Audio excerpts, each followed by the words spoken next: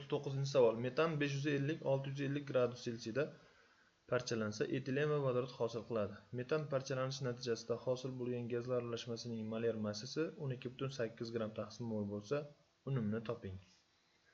Xo'p, endi metanning parchalanish reaksiyasini yozib olamiz. Metan o'sha 550-650 gradusda parchalansa, etilen bilan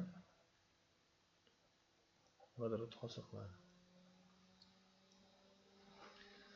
Xo'p, shunda o'rtacha molar massasi 12,8 bo'lgan gaz aralashmasi olindi deyapti. Dastlabki aralashmani o'rtacha molar massasi, ya'ni massasi 16 gram bo'ladi. Chunki metanning massasi 16. Metan parchalanmasdan oldin faqat metan bor edi bizda. 16 gram edi. Endi shu yerda o'rtacha molar massa 12,8 gram bo'ldi deyapti. Oxiri. Dastlabki o'rtacha molar massani hosil bo'lgan aralashma o'rtacha molar massasiga bo'lsak, 12,8 ga 1,25 kelib chiqadi. Endi massa o'zgarmaydi. Massa o'zgarmagandan keyin o'rtacha molar massa kamaygan bo'lsa, bu degani aralashmani hajmi ortgan bo'ladi. 1,25 marta. Chunki o'rtacha molar massa necha marta kamaysa, aralashmani hajmi shuncha marta ortgan bo'ladi.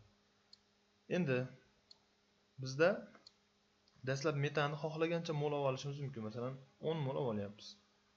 10 mol metan olsak, u 1,25 marta ortyapti. Hajmi. Hosil bo'lgan aralashmani hajmi 12,5 bo'lyapti. Endi uning tarkibida ortib qolgan metan bor, hosil bo'lgan etilen bor va hosil bo'lgan vodorod bor. Dastlabki 10 metanni o'zi edi. Shunda qanchaga ortyapti? 2,5 ga ortyapti. Bizda reaksiya bo'yicha 3 hosil bo'lyapti, 2 metandan 1 ga ortyapti. 1 ga ortganda sarflangan metan 2 mol. 2,5 ga ortganda qancha desak, sarflangan metanning moli kelib chiqadi. 5 mol. Dastlab metanni 10 mol olganmiz. 10 mol.